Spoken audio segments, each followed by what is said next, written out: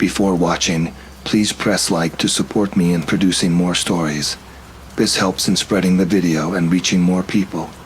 Thank you for your support and enjoy watching.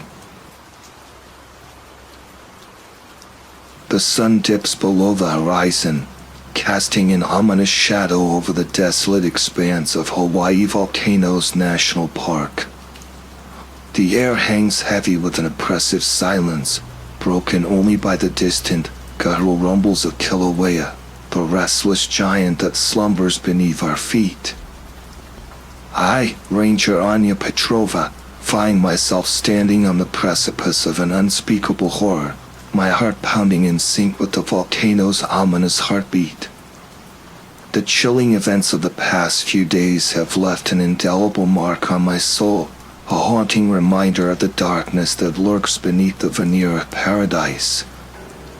It began with the disappearance of the Andersons, a family of 3 who ventured into the treacherous labyrinth of the chain of Craters Road, never to return. My partner, Ranger Jake McAllister, and I were assigned the grim task of searching for them. The once familiar trails, now shrouded in an eerie twilight, seemed to twist and turn with a malevolent intent, leading us deeper into the volcano's clutches. As we ventured further into the desolate landscape, a sense of unease settled over us, a primal fear that gnawed at our courage. The air grew thick with the pungent odor of sulfur, and the ground beneath our feet trembled with an ominous vibration. We stumbled upon their abandoned campsite, a scene of chilling desolation. The remnants of their last meal lay scattered amidst the scorched earth, a testament to their desperate struggle for survival. A child's drawing, depicting a monstrous figure with fiery eyes, sent a shiver down my spine. The sun began its descent, casting long, eerie shadows that danced and writhed across the volcanic landscape. The air grew colder, the wind whispering through the jagged rocks like the mournful cries of lost souls. As darkness enveloped us, we pressed on, our flashlights cutting through the oppressive gloom. Suddenly, a blood-curdling scream pierced the silence, its echo reverberating through the volcanic valleys. Jake and I exchanged terrified glances, our hearts pounding in our chests. The scream, inhuman and filled with unimaginable agony, seemed to emanate from the very depths of the earth. We drew our weapons, our senses heightened. The air crackled with an unseen energy, the hair on our arms standing on end. A guttural growl, like the death rattle of a dying beast, rose from the darkness ahead, sending a fresh wave of terror through us. Cautiously, we advanced, our flashlights illuminating a horrifying sight, a figure, twisted and deformed, its flesh blackened and blistered. It writhed in agony, its limbs contorted at unnatural angles. The creature's eyes, burning with an unholy fire, locked onto us. A guttural snarl escaped its lips, revealing rows of jagged teeth. It lunged towards us, its movements unnaturally swift despite its grotesque form. Jake fired his weapon, the sharp crack echoing through the night. The creature stumbled, a gurgling cry escaping its throat. But it didn't fall. Instead, it rose, its wounds seemingly healing before our eyes, the blackened flesh knitting itself back together. We retreated, our hearts pounding in our chests. The creature pursued us, its relentless advance fueled by an insatiable hunger. We fired again and again, but our bullets seemed to have little effect.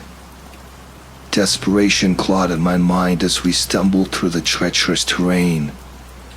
The volcano's fury intensified, the ground beneath us trembling with each eruption. Jagged rocks and fissures appeared out of nowhere, threatening to swallow us whole. We reached the edge of a cliff, the ground crumbling beneath our feet. The creature closed in, its fiery eyes gleaming in the darkness. There was nowhere left to run. Jake turned to me, his face etched with fear and resolve. "We have to fight," he said, his voice barely audible above the roar of the volcano.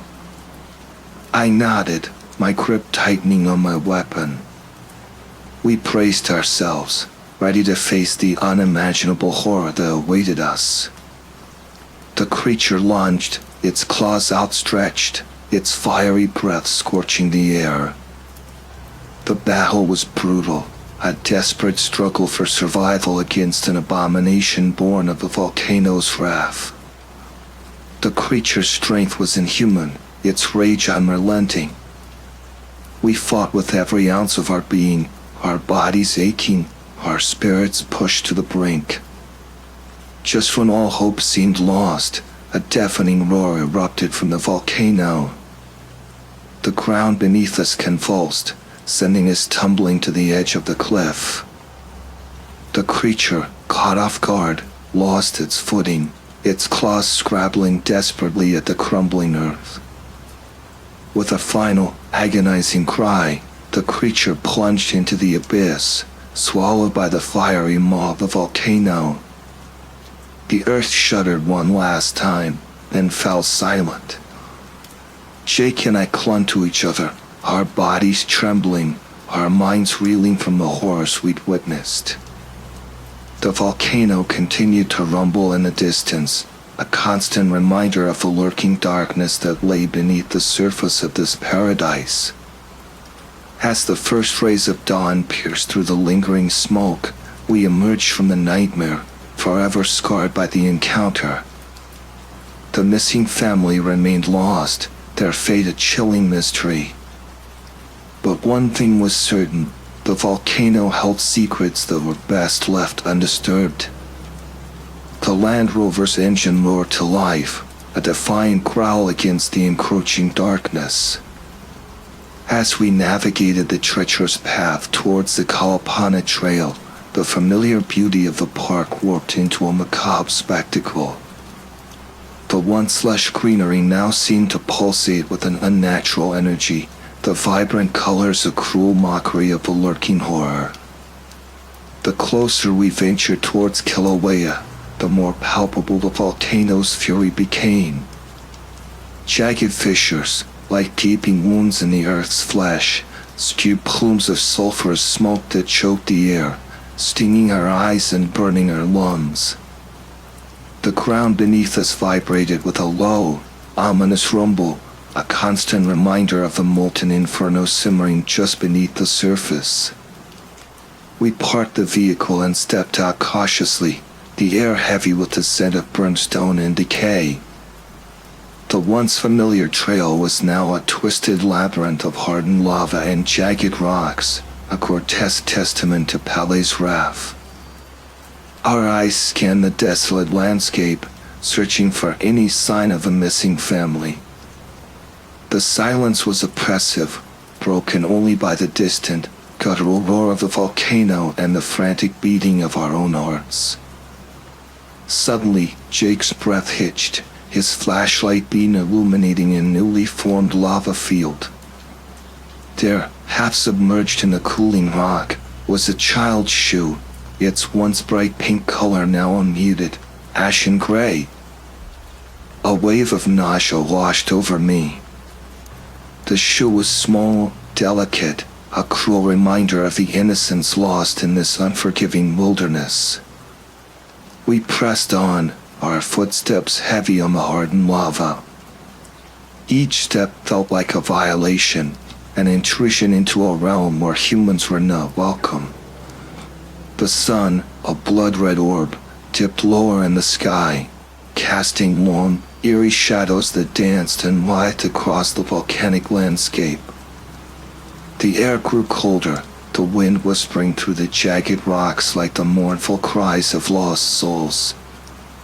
As darkness descended, we stumbled upon a makeshift campsite, its remnants scattered and scorched.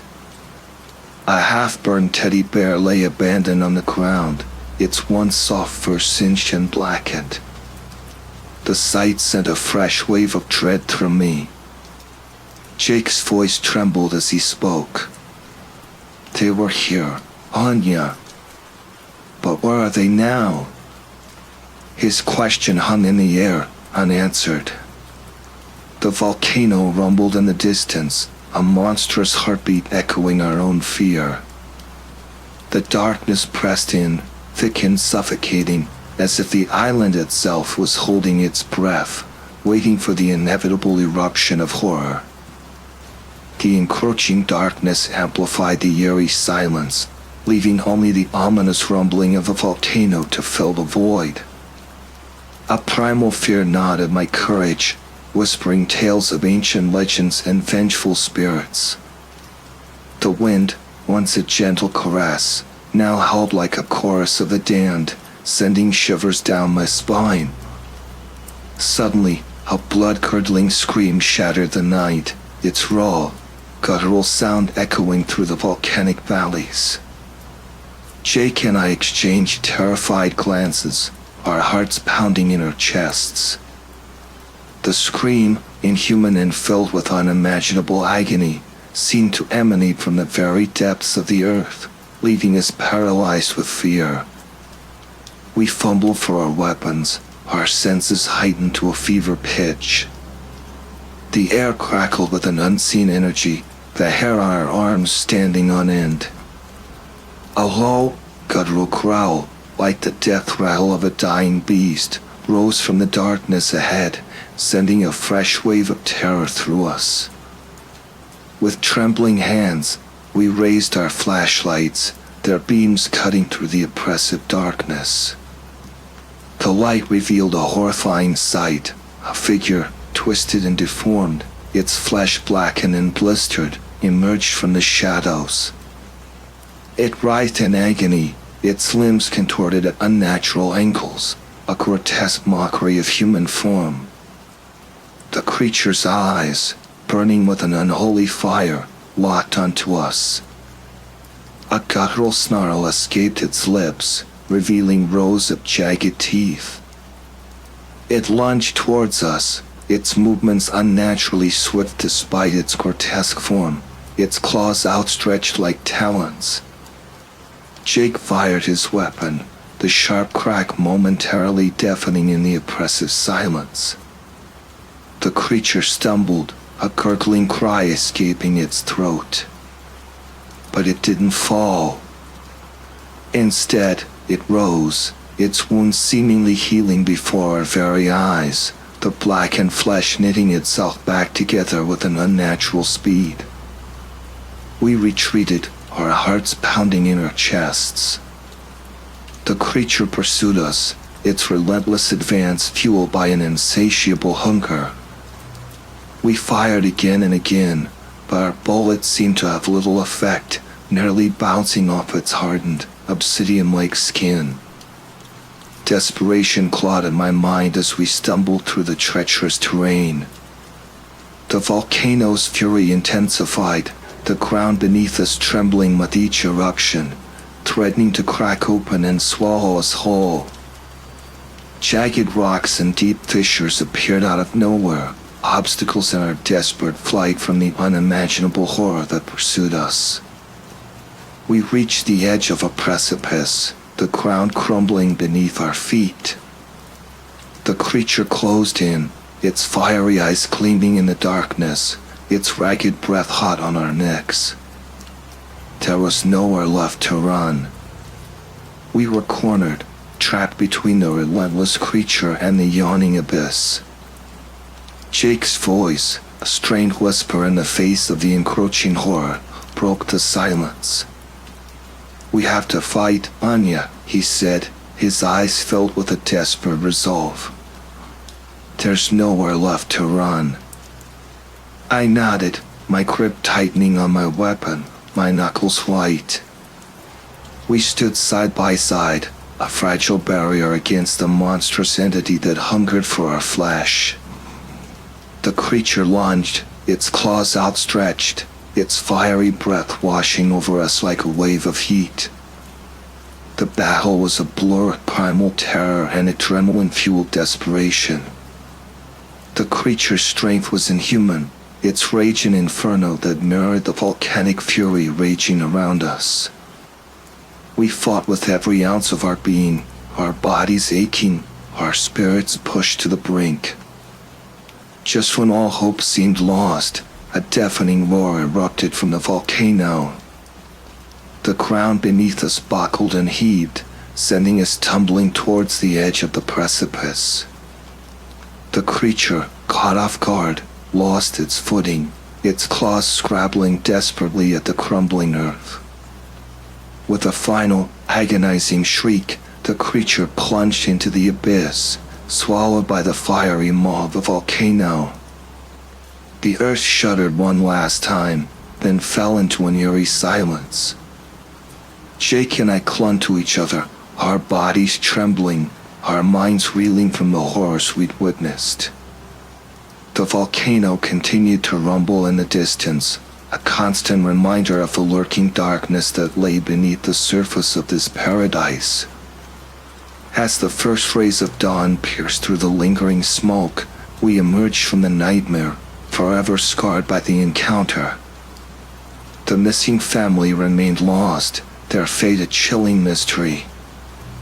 But one thing was certain, the volcano held secrets that were best left undisturbed.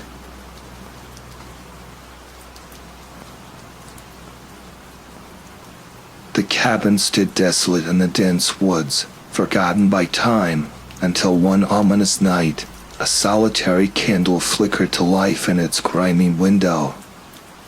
In the heart of darkness, it pulsed like a morbid beacon, drawing in a frantic father and his young son. Lost and hunted, a grotesque creature stalked them through the gnarled trees. The candle's flame danced macabrely, its light amplified by the tarnished silver platter it rested upon. The desperate duo burst through the decaying door, their breath ragged and their hearts pounding. As the terrified boy, Alex, clung to his father, John, a primal silence enveloped them. John knew the entity that pursued them was still out there, its hunger insatiable. Just as John contemplated extinguishing the candle, it sputtered and died, as if the cabin itself conspired against them. The pale moonlight filtering through the grimy windows revealed the room's sparse contents, a lone rocking chair beneath a foreboding portrait, and a stained, lumpy mattress. An eternity seemed to pass in the suffocating darkness. John, believing their pursuer had moved on, led Alex to the mattress. As the boy lay down, John hummed a haunting lullaby, his voice trembling. Sleep now, my Alex, on the forest's cold, damp ground. When you wake and rise again, may safety be found. Exhausted and haunted, John slumped into the rocking chair. An unsettling calm washed over him as he sank into its worn cushions. It was as if the chair had been waiting for him, its embrace both comforting and sinister. Alex tossed and turned on the filthy mattress, his fear a relentless companion. He longed for his father's comfort but found him lost in a restless slumber. As the first rays of dawn pierced the oppressive canopy, Alex shook his father awake. Dad, wake up. It's morning. Can we go find Mom? Can we go home? John's eyes fluttered open, his gaze drawn to the sliver of sunlight on the floor. He peeled himself from the chair with a groan, his body protesting. He stared up the window, his vision blurred by fatigue. Let me rest a bit longer, he lied. We'll look for your mother when I'm stronger. He knew deep down that his wife was gone. Alex hadn't witnessed her fate, hadn't seen what John had. The memory of her terrified screams as the creature dragged her into the shadows tormented him. Yet, as he settled back into the chair's embrace, a perverse sense of peace settled over him. Hours slipped away as John slept, his nightmares a silent torment. Alex, restless and hungry, paced the cabin. His eyes were drawn to the portrait above his father. It seemed to shift, its colors swirling and morphing.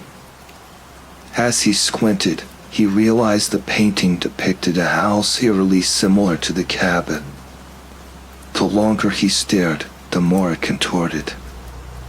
The windows gaped like vacant eyes, and the porch twisted into a grotesque grin.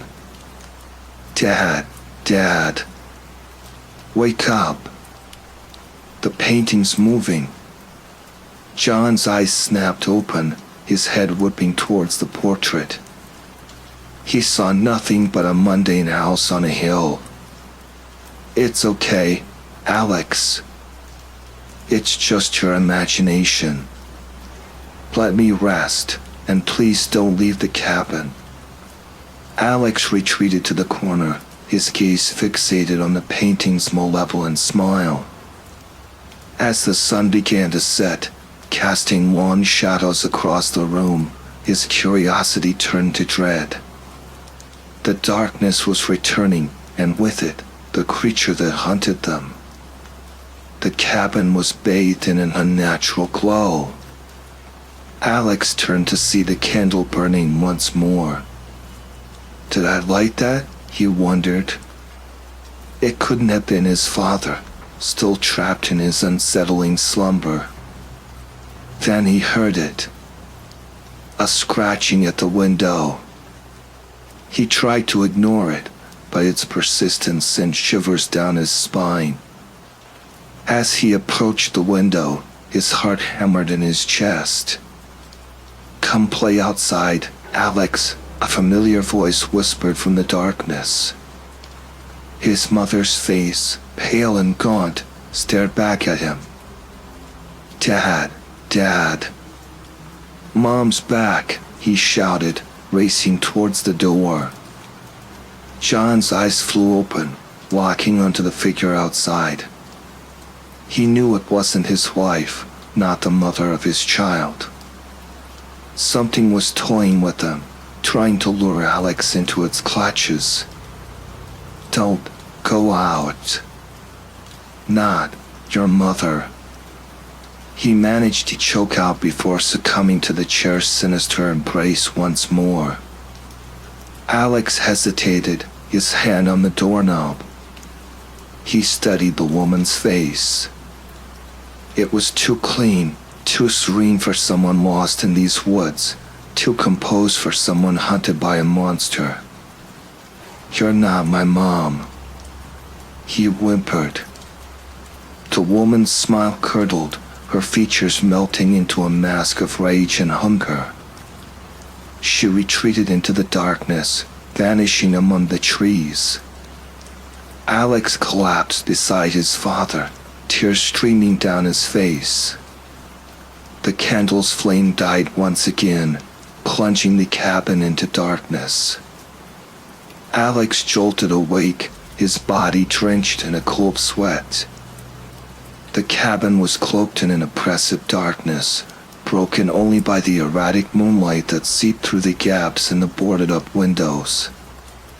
He reached out for the door, but it was gone, replaced by a solid wall of rough-hewn logs. Panic clawed at his throat as he scrambled around the room, his hands frantically searching for any familiar landmark. A soft, yielding form stopped him in his tracks. The metallic stench of blood and damp earth filled his nostrils. His eyes, white with terror, strained to see through the gloom. As the moonlight broke through the clouds, he saw it, a pale, misshapen figure hunched in the corner. It scurried across the room, its movements unnervingly fluid. The rusty hinges of the window creaked open, and the creature slipped out into the night, leaving behind a chilling emptiness. Alex stumbled back to where the mattress once stood, his body trembling uncontrollably. He crawled around the room, his fingers desperately searching for his father, for the rocking chair that had become his tomb. He found it, its presence a grotesque mockery of comfort. He curled up beside it, his sobs echoing in the desolate cabin. Time lost all meaning as he huddled there, alone and afraid. Eventually, he rose, drawn to the window like a moth to a flame. The thought of the candle, however fleeting its light, offered a sliver of hope in the suffocating darkness. On the windowsill, beside the tarnished platter, he found a box of matches. He struck one, its flame a defiant spark in the oppressive darkness. He raised it towards the window, his breath hitching in his throat. His mother's face, twisted and grotesque, pressed against the glass, her eyes burning with an unholy hunger. "I miss you," she hissed, her voice a guttural rasp. "Dad, Dad." Alex whimpered, turning towards his father. John's eyes were open, staring at the window in silent horror. Alex rushed to him, his small hands clutching at his father's arm. The voice slithered through the window, its melody a chilling dirge. Come out, my Alex, lay on the forest floor. The nightmares that haunt your sleep will torment you no more." Tears welled up in Alex's eyes as he stood before the window, the candles flamed his only shield. "Please, leave us alone. You're not my mom. I want to go home." The woman's face contorted in mock sadness. "Why are you doing this to your mother?" "I'm trying to help you. That man is not your father." Alex's blood ran cold. He turned to meet his father's gaze. John's eyes, white with terror, were the only sign of life in his otherwise still form. Alex approached him, his hand reaching out to touch his father's. He tried to lift it, to hold it, but it was fused to the armrest. The chair's fabric had woven itself into his flesh, binding him in an inescapable embrace. John was becoming one with the chair. As Alex recoiled in horror, the candle's flame flickered and died, leaving them in utter darkness. Frantically, Alex searched for a way to free his father. In the dim moonlight, he fumbled with his pocket knife, trying to pry apart the threads that held John captive. But with every strand he severed, more appeared, thicker and more resilient than before. He began to sob, his hope dwindling with each passing moment. How long had he been struggling? How long had this nightmare begun? He couldn't remember. He stood there, knife in one hand, a clump of the chair's grotesque fabric in the other, tears streaming down his face. He had forgotten what it was like to not be afraid, to not be alone. He longed for someone to hold him, to tell him it would be okay. The candle reignited with a sudden burst of light, revealing the horrifying consequences of his efforts. A strip of skin hung from his father's forearm, the wound raw and weeping.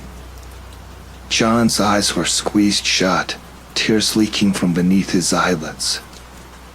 Alex dropped the fabric, his stomach churning at the sight of the flesh in his hand.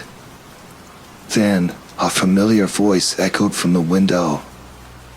Embrace me, my Alex, let me hold you near. The terrors that claw at your soul will vanish, disappear." It was his father's voice, but twisted and warped, echoing a grotesque parody of love. Alex whipped around, his eyes widening in disbelief. Two figures stood framed in the window, their forms bathed in the eerie moonlight. One wore his mother's face, the other his father's, but both were stretched and distorted, their features pulled into monstrous caricatures. "Please come outside, my dear. That thing in the chair is not your father," the creature wearing his father's face croaked. Alex's gaze snapped back to John. He was no longer asleep. His eyes, filled with a desperate plea, were locked onto Alex. He was bound completely to the chair now, his body indistinguishable from the monstrous furniture.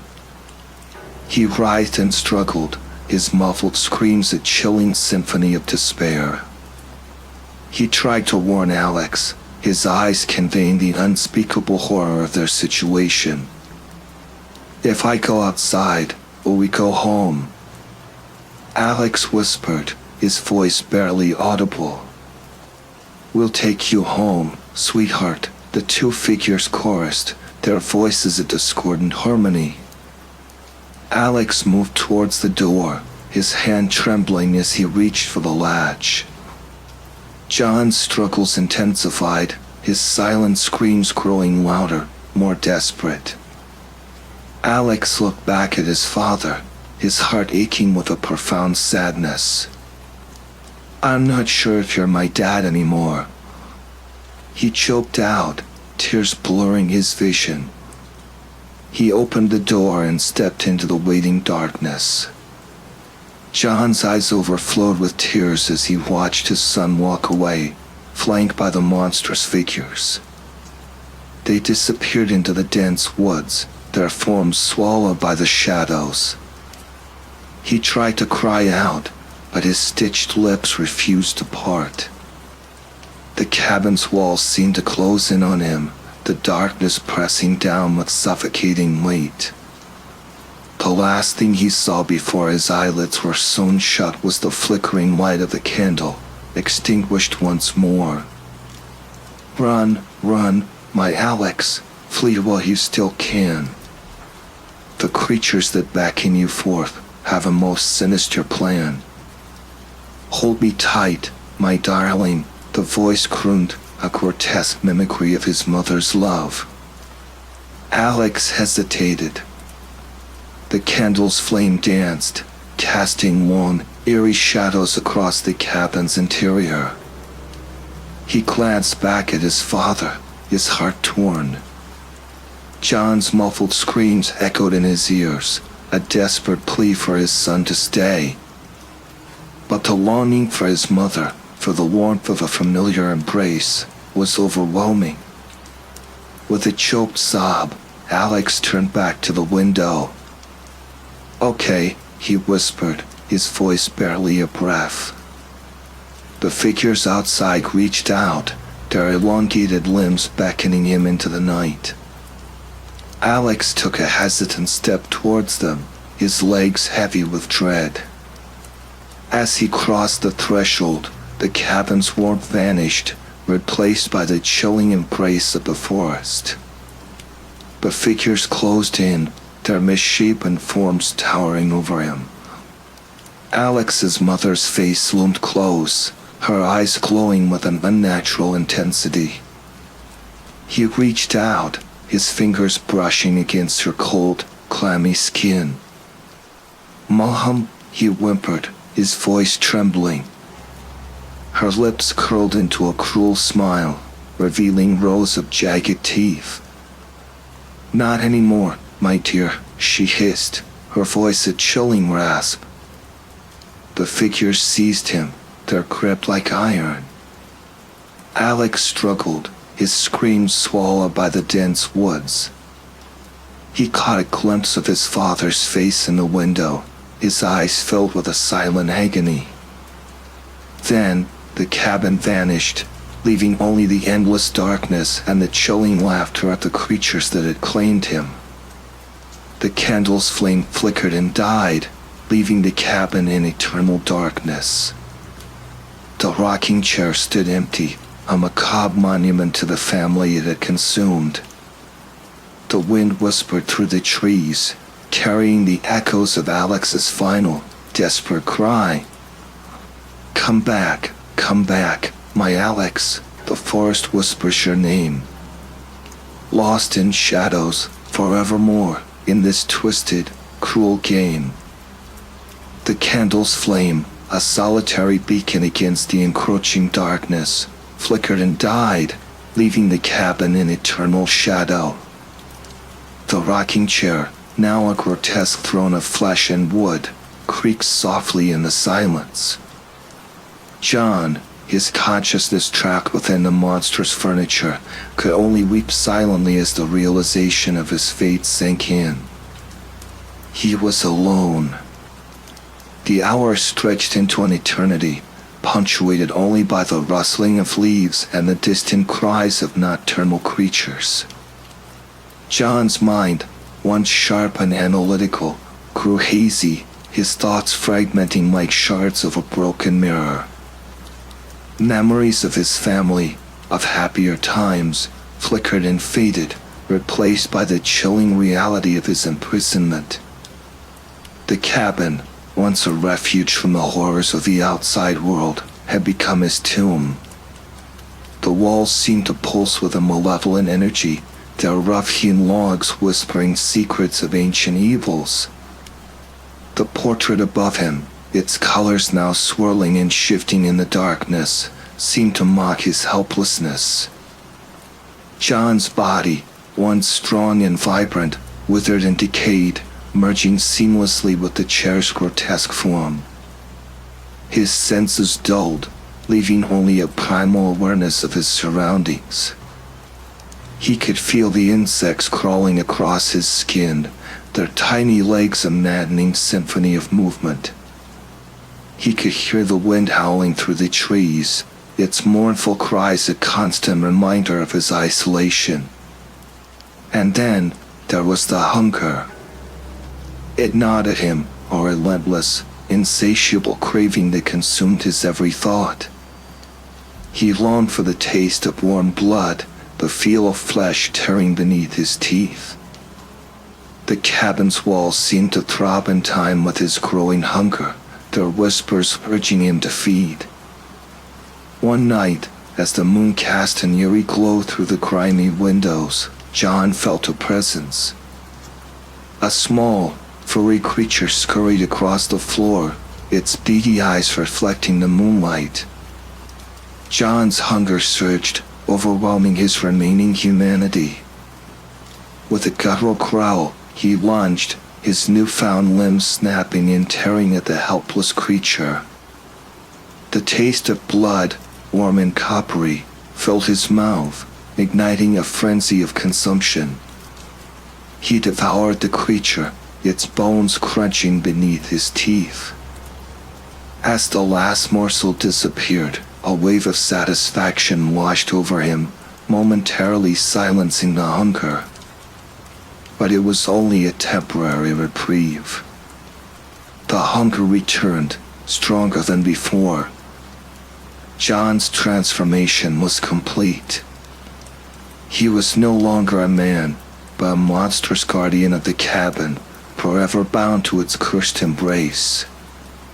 He waited, his senses attuned to the slightest sound, the faintest scent.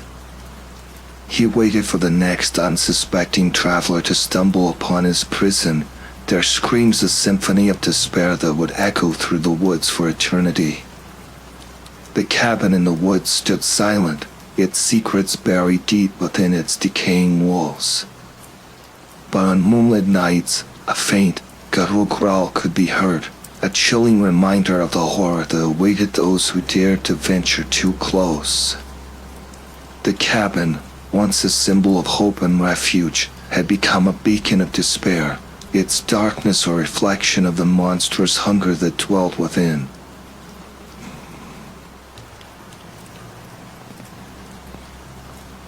The chilling tale I'm about to share still sends shivers down my spine, a constant reminder of the thin veil between our reality and the lurking unknown. It was the summer of 2023, a time when the world was slowly emerging from the grip of a global pandemic. The isolation had taken its toll, and I yearned for the solace of the wilderness. Golden Ears Provincial Park, with its rugged trails and untamed beauty, beckoned me. Despite warnings about the park's challenging terrain and the solitary nature of the hike, I was determined. My friends, still recovering from the virus, couldn't join me, but I refused to be confined any longer. Armed with my hiking gear, bear spray, and a sense of reckless abandon, I set off on that fateful June morning. The drive was uneventful, the familiar landmarks blurring past as I ventured deeper into the wilderness. I parked my car at the trailhead, the silence broken only by the rustling of leaves and the distant calls of birds. With a deep breath, I stepped onto the trail, the dense canopy of trees enveloping me in an eerie twilight. The initial part of the hike was exhilarating, the path winding through lush greenery and offering glimpses of breathtaking vistas. But as I ventured further, a sense of unease settled over me. The trail markers grew fainter, the path less defined. I consulted my map and compass, my heart pounding in my chest. I was lost. Panic gnawed at me, but I fought to remain calm. I took a break, trying to gather my bearings, when a faint sound echoed through the trees. It was like the distant rumble of a train, but there were no railroads in this part of the park. I dismissed it as a trick of the wind, but the hairs on the back of my neck stood on end. The sun began its descent, casting long shadows that danced and twisted in the fading light. I stumbled upon an old, weathered signpost, its directions faded and illegible. A sense of dread washed over me. This place was not what it seemed. As darkness enveloped the forest, I fumbled for my flashlight, my fingers trembling. The beam flickered weakly, casting an eerie glow on the gnarled trees and tangled undergrowth. The once familiar forest now felt alien and hostile. I pressed on, my senses heightened, every rustle of leaves sending a jolt of fear through me.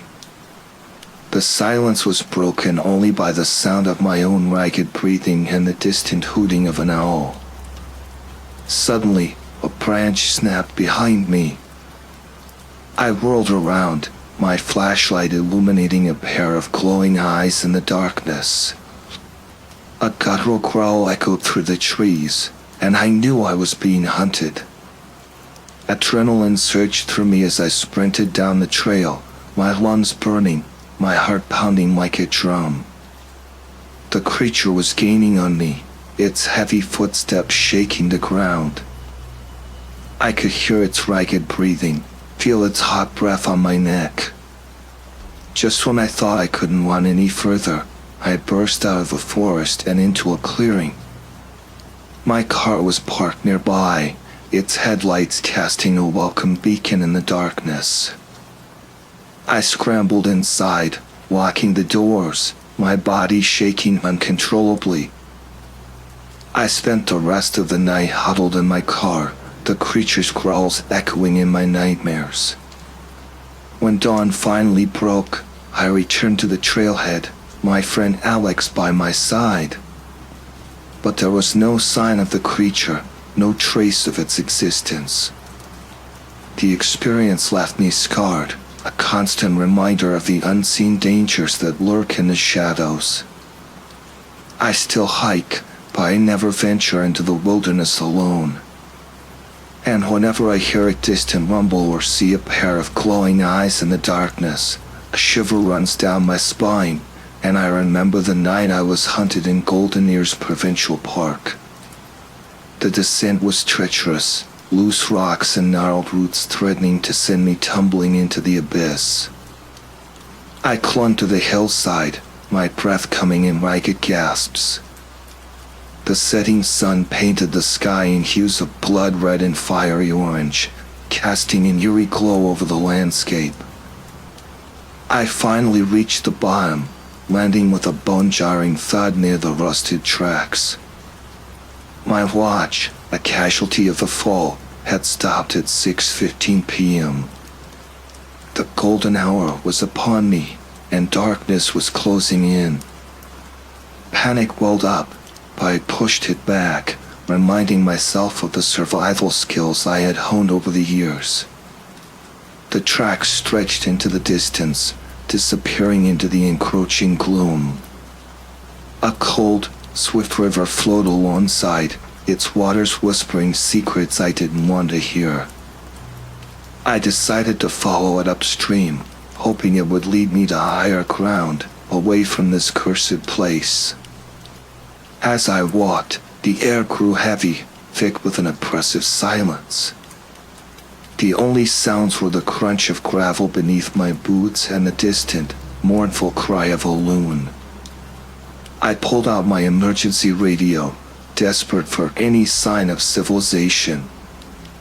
But instead of a reassuring voice, I was met with a cacophony of static and the haunting strains of an old-timey melody. It was as if the forest itself was mocking my plight. My flashlight flickered and died, plunging me into complete darkness. I switched to my hand-cranked flashlight, its feeble beam barely piercing the gloom. The forest seemed to close in around me, the trees looming like skeletal giants, their branches reaching out like grasping claws. I quickened my pace, my heart thundering in my chest. I could feel eyes on me, watching my every move from the shadows. A primal fear gripped me, the kind that burrows deep into your bones and refuses to let go. A twig snapped behind me, and I spun around, my flashlight beam dancing frantically. Two glowing orbs stared back at me, unblinking, malevolent. I screamed, my voice echoing through the trees, but the creature didn't flinch. It simply stood there, its silhouette a grotesque mockery of a human form. I stumbled backward, my foot catching on a root. I fell, the impact knocking the wind out of me. The creature lunged, its claws outstretched, its breath hot on my face. I squeezed my eyes shut, bracing for the end. But the attack never came. When I opened my eyes, the creature was gone, vanished into the darkness as if it had never been. I scrambled to my feet, my legs shaking, my mind reeling. I had to get out of there. I ran, fueled by pure terror, the forest a blur around me. The track seemed to stretch on forever, an endless nightmare. I tripped and fell countless times, my hands and knees raw and bleeding. But I didn't stop. I couldn't stop. Finally, I saw a glimmer of light ahead. I burst out of the forest, gasping for breath, my clothes torn, my body battered. I had made it back to the parking lot, my car a welcome sight in the pre-dawn light.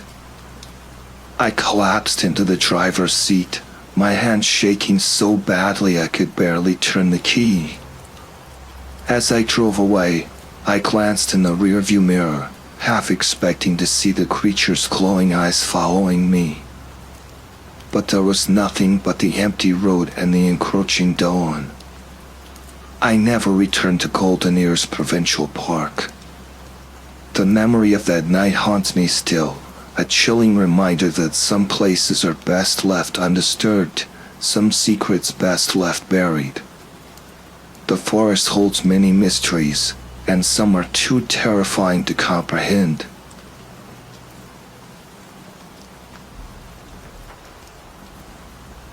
I'm just Eli, a wildlife researcher stuck in the desolate expanse of Wyoming. The most unnatural thing about me is probably the bewildered look I get when I'm out in the field, my youthful face a stark contrast to the rugged terrain. I've spent my life immersed in nature.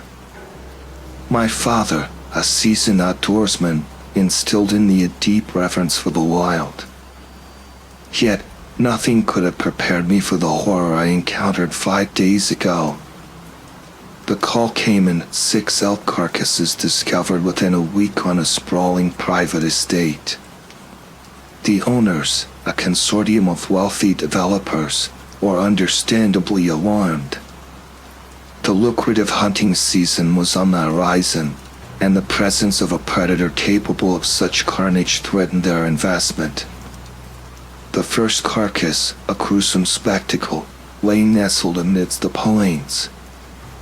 The impact site was unnatural, a crater in the soft earth. The cow elk had been cleaved almost in two, a surgical incision that defied any known predator. Her heart and liver were missing. The second carcass, a bull, deepened the mystery. The same precise mutilation, the same missing organs. Yet, there was no stench of decay, no swarm of flies. The animals were cold, their flesh eerily preserved. A bone-chilling dread settled over me as I ventured deeper into the woods, towards the third carcass. The sun was beginning its descent, casting long shadows that danced and twisted in the fading light, creating an eerie ballet of impending doom. Then it struck. A blur of motion, a whisper of displaced air, and it was upon me. A creature of nightmares, its translucent flesh revealing a network of pulsing veins and arteries.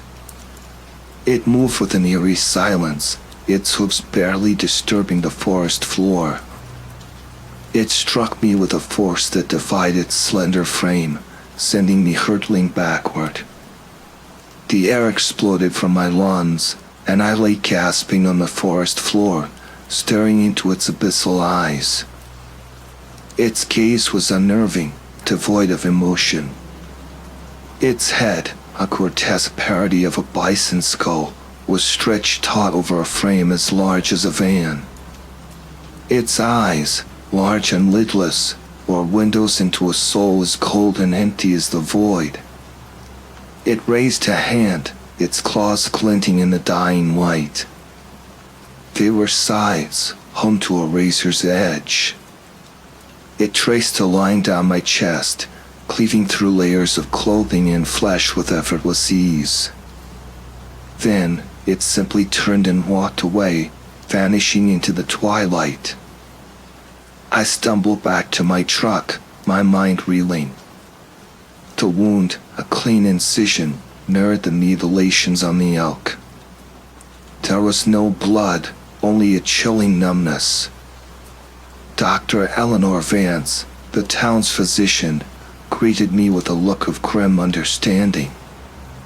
Her words, whispered in the sterile silence of the clinic, confirmed my worst fears. The creature, whatever it was not finished. I sit here now, haunted by the encounter. The creature's image, etched into my mind, refuses to fade. I feel its presence lurking in the shadows, waiting for its next opportunity. I am leaving, fleeing this place, hoping to outrun the darkness that has taken root in my soul. But I know, deep down, that the abyss stares back. It knows me now, and it will not rest until it claims me. The gash on my chest, a grotesque mockery of a surgeon's incision, pulsates with a chilling numbness. It's a haunting brand, a permanent reminder that I am marked, forever altered by that encounter. The physical scar, however, is a mere trifle compared to the psychological wounds, the insidious terror that gnaws at my sanity like a relentless parasite. Sleep offers no sanctuary, only a relentless onslaught of nightmares. The creature's vacant eyes pierce the veil of darkness, its skeletal form looming over me, those razor-sharp claws poised to strike. I jolt awake in a cold sweat, the phantom sensation of its touch clinging to my skin, a chilling reminder that I am never truly alone.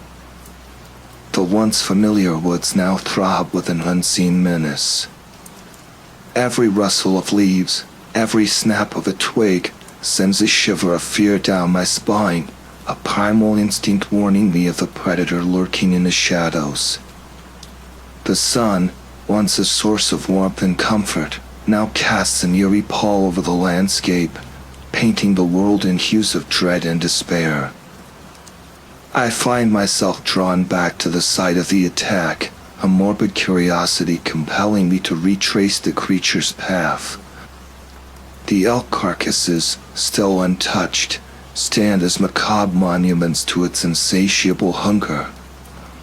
The forest floor, once teeming with life, now feels sterile, haunted by an oppressive silence that whispers of impending doom. Dr. Vance's words echo in my mind, a chilling prophecy of my inevitable demise. The creature's hunger, it seems, is not easily sated. It has tasted fear, and it craves more. It wants me. I am trapped in a waking nightmare, the lines between reality and delusion blurring with each passing day. The creature's presence, once a fleeting horror, now permeates every aspect of my existence. It watches me from the shadows, its malevolent gaze burning into my soul, a constant reminder that my time is running out.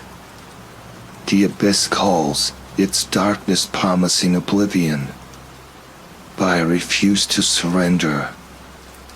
I will not let this creature consume me. I will fight back, even if it's the last thing I do. The final confrontation looms, a desperate struggle against an unseen enemy.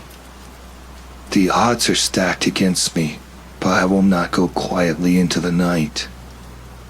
I will face the abyss, and I will emerge victorious, or I will die trying. The hunt is on, and the hunter has become the hunted. The silence that followed was more terrifying than the scream itself. It was a silence pregnant with anticipation, a silence that screamed of an impending doom. The only sound was the frantic pounding of my own heart, a discordant rhythm that echoed the chaos within.